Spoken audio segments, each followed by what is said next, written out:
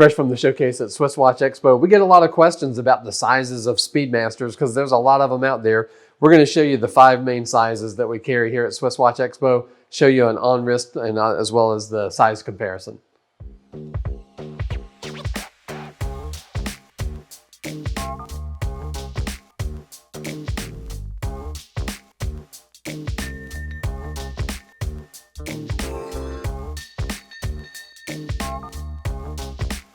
If you know anything at all about us here at SwissWatchExpo, you know we are Speedmaster crazy and we're Speedmaster nuts. But one of the things that does drive people nuts about this watch is that there are so many sizes. And so what we're going to show you this morning is the 5 main sizes that we sell that people call about. There are 6 other sizes, believe it or not, that are not these 5.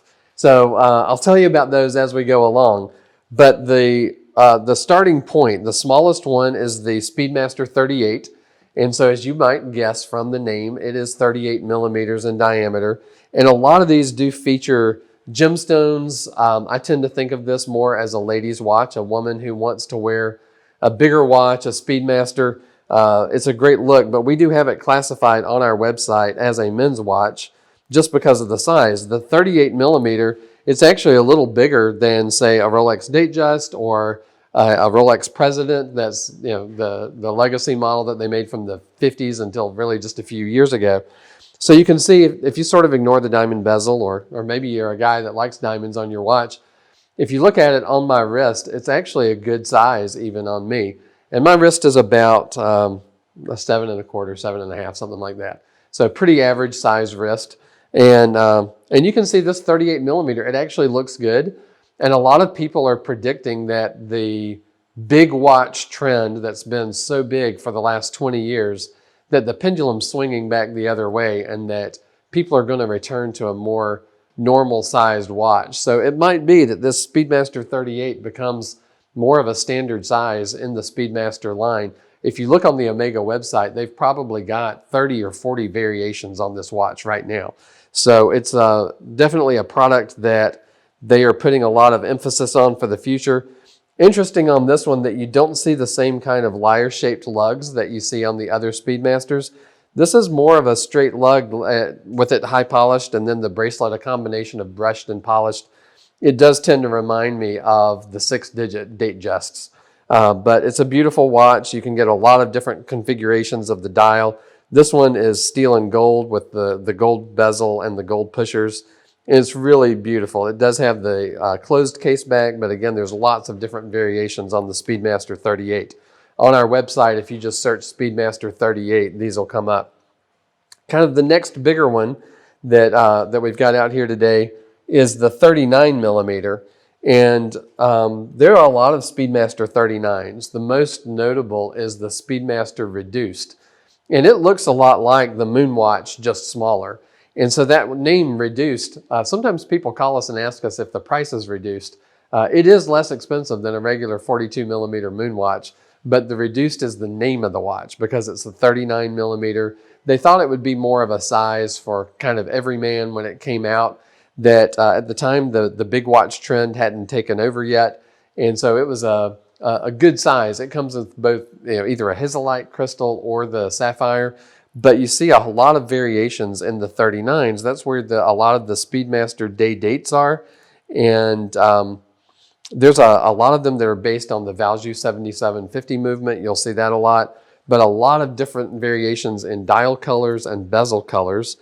And you can see, I mean, it does look a little bit bigger. You'd think 1 millimeter wouldn't make a big difference between the Speedmaster 38 and these 39s. But it definitely looks bigger on my wrist than the 38 did.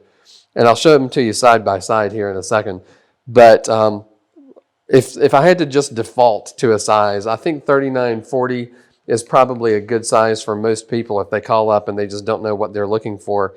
Although if someone's a big guy, that 39 is probably going to be not quite big enough for his tastes. So I don't know if you can even see the difference between 38 and 39 here, but they both wear really, really well.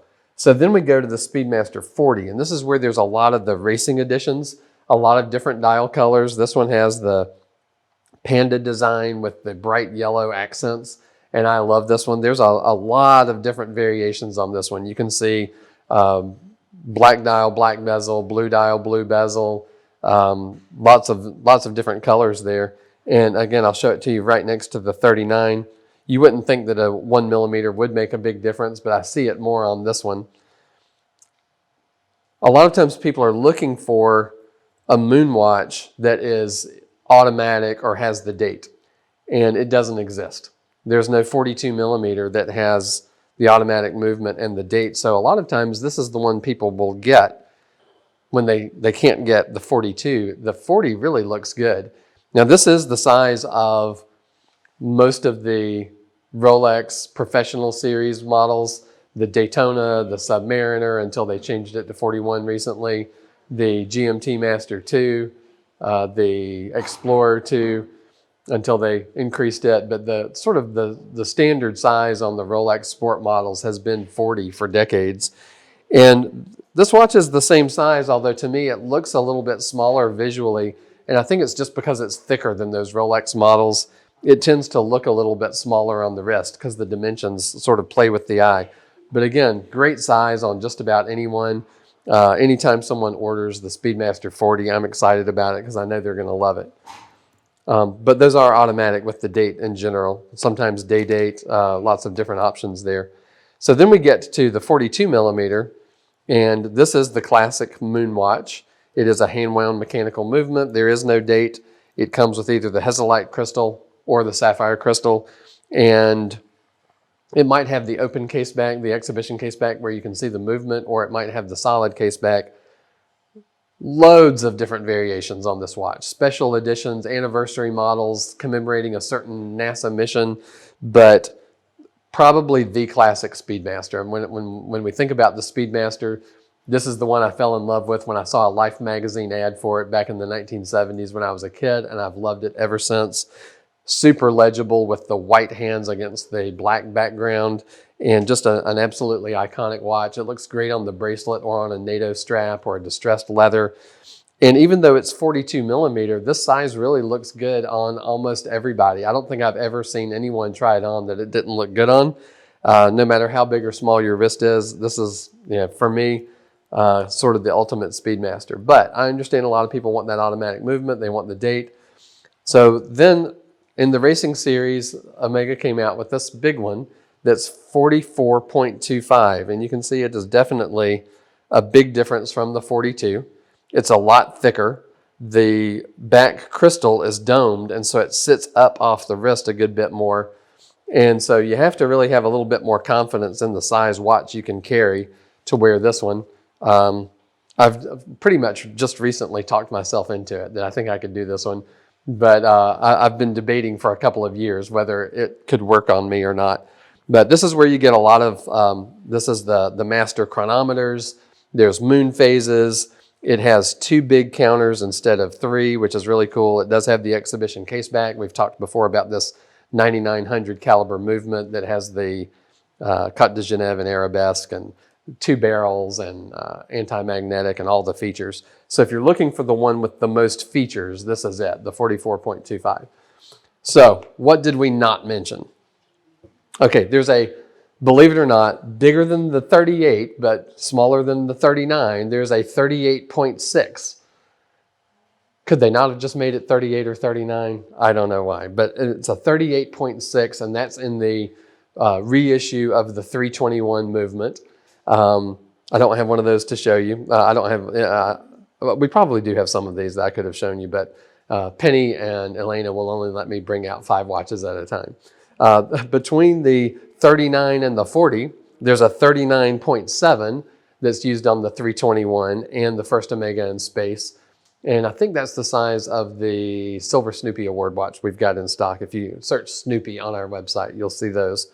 Then if we switch over to the Heritage Series Speedmasters, between the 40 and the 42, there is a 40.5 and a 41.5 on the Speedmaster 57s. So you have your choice of either of those. And then between the 42 and the 44.25, there is a chronoscope that's 43.